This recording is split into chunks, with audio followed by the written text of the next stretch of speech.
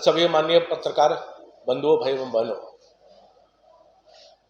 चुनाव के कल प्रथम चरण से और साथ साथ जैसे जैसे चुनाव चढ़ रहे हैं, पूरी तरह से हताश में अपने आप को आरजेडी के राजकुमार अपने आप को पा रहे हैं।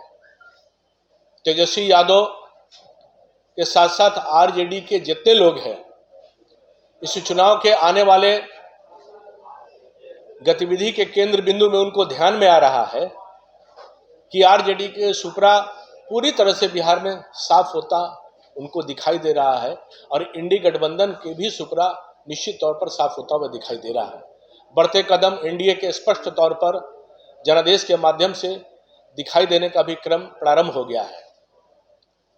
आपको ध्यान में होगा कि दलितों के किस प्रकार से अपमान, अनुसूचित जाति का अपमान जो करने की फितरत आरजेडी के प्रारंभ से रही है, वो तो लालू यादव के समय रहा ही है, राबड़ी जी के भी समय रहा है और श्रीमान तेजस्वी यादव भी उसी कंटिन्यूटी में आगे बढ़ने का काम कर रहे हैं। वो इस बात का परिणाम है कि जिस प्रकार से उनके मंच पर माननीय चिराग पासवान जी के मां के बारे में अभद्र टिप्पणियां की गई, फिर भी किसी प्रकार का कोई स्पष्टीकरण उनके कार्यकर्ताओं के द्वारा पूछने का भी जहनत उठाने का काम तेजस्वी यादव ने नहीं किया। यह इस बात का परिणाम है कि उनके मन की मानसिकता क्या है, क्योंकि ध्यान में है कि जिस प्रकार से श्रीमान लालू प्रसाद यादव भी माननीय स्वर्गीय रामविलास पासवान जी के ऊपर अभद्र टिप्पणियां किया करते थे, वो भी ध्यान में है कि सदन में उनकी माता राबड़ी देवी जी भी समधिन ज्योति जी के ऊपर किस प्रकार से चप्पल निकालकर अभद्र टिप्पणियां करने का काम की थी। और आपको ध्यान में होगा कि कल जमुई में मांझू समुदाय के द्वारा आरजेडी के कार्यकर्ताओं के द्वारा क्या करने का काम कैसे किया गया था। तो आज इस बात का स्पष्ट रूप से है कि आरजेडी के लोग दलित समुदाय को किसी भी तरह से अपने आप को समाहित करने के लिए बर्दाश्त नहीं कर पा रहे। जब उनको लगा कि यह पूरा चुनाव जो है अगड़े पिछड़े के नाम पर करके बांटने का प्रयास किया करते थे, अब वो स्पष्ट रूप से दिखाई दे रहा है कि कमंडल भी इन्हीं के हाथ में है, मंडल भी इन्हीं के हाथ में है। क्योंकि ये भी ध्यान में है कि जिस प्रकार से आरक्षण के विषय पर आरजेडी के नेताओं ने बिल फाड़ने का काम किया, तत्कालीन उस समय के सुरेंद्र यादव सांसद भी माननीय अडवाणी जी के द्वारा जब उस समय बिल के भी जो सदन के अंतर्गत हुआ था, कैसे आरक्षण को बिल को फाड़ने का काम किया गया था। ऐसे बहुत सारे उदाहरण हैं। जब जब सत्ता में रहे तो कभी आरक्षण देने के काम पे तो दूर रहा है, कभी इस विषय पर अपने कदम बढ़ाने का प्रयास भी उन लोगों ने नहीं किया। यानी कि अगड़े पिछड़े के नाम पर बांटने का जो प्रयास उनका रहा है वो पूरी तरह से विफल रहे हैं। अब ये चाहते हैं कि दलितों के अपमानित करके किसी भी ढंग से कुछ विषय को आगे बढ़ पाए, जो संभवतः आगे बढ़ने का काम नहीं हो पा रहा।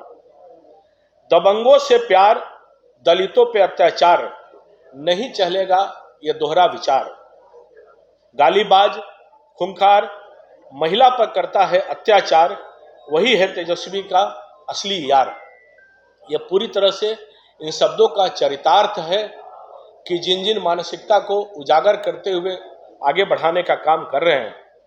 आपको ध्यान में होगा कि उनके नेता तत्कालीन सांसद भी रहे, जो फिर कभी नहीं बन पाए। विधायक सुरेंद्र यादव अभद्र टिप्पणियां किया करते थे, वो आपके संज्ञान में है कि महिला विरोधी टिप्पणी से लेकर सुरेंद्र यादव ने अलग अलग प्रकार के अधिकारियों के गाली गलौज से लेकर दबंगई का भाषा निरंतर उपयोग करने का काम सुरेंद्र यादव ने जो किया है, वो बिहार के लोग निरंतर इस बात को अपने स्मृति में रखने का काम भी करते हैं। क्योंकि उनकी दबंगई, अत्याचार, यह आरजेडी का शब्दों का बोलबाला है, यह आरजेडी का कर्तव्यों का बोलबाला है। आरजेडी इन्हीं चरितार्थ पर अपने आप को आगे बढ़ाने का काम करता है, क्योंकि वह समानतावादी जो विचार इनके हैं, ये सब आगे बढ़ाने का काम करते हैं। तो ऐसे बहुत सारे विषय जो हैं आपके संज्ञान में, आपके माध्यम से देने का काम किए हैं। आज वो कौन सा हार की बात कर रहे हैं, आज जनता हार पहनाने को तैयार है, यानी कि फूल की माला पहनाने को तैयार है। इस बात को भी विजुलाइज करना चाहिए कि जनता इतने प्रकार के योजनाओं से लेकर जो माननीय प्रधानमंत्री जी ने देश के देने का काम किया है, आज जनता समझती है इन बातों को।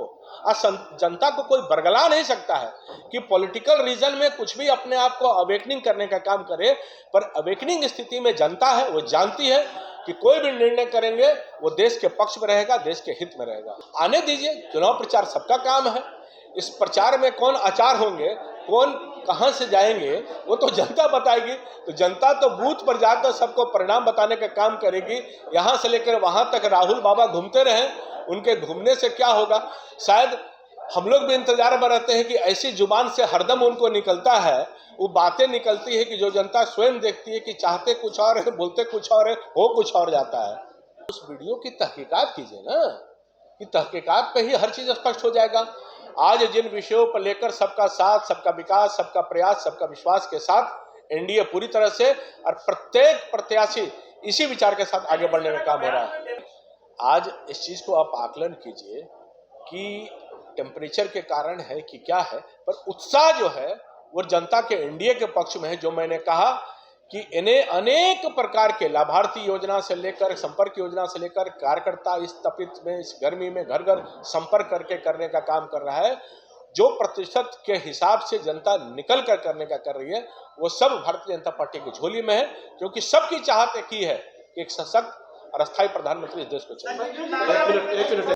वही मैं कह रहा हूं, इसका परिणाम उनके पास कौन सा पैरामीटर है? हम तो एक एक पैरामीटर बूथ तक बता सकते हैं कि चुनावी रणनीति, चुनावी गणित और चुनाव का जो परिणाम है वो एनडीए गठबंधन के ही पाले में है और निश्चित तौर पर रहेगा, वो परिणाम बताएगा। आज उनके पास कुछ नहीं है, क्योंकि जनता ये जानती है कि जो कहते हैं सो करते नहीं है, और कुछ भी कर ले पर देश की जनता ये जानती है कि एक सशक्त और एक अस्थायी प्रधानमंत्री की आवश्यकता है। तो निश्चित तौर पर उस पक्ष में वोट करने का काम कर रहे हैं कि सशक्त और अस्थायी प्रधानमंत्री इस देश को चाहिए।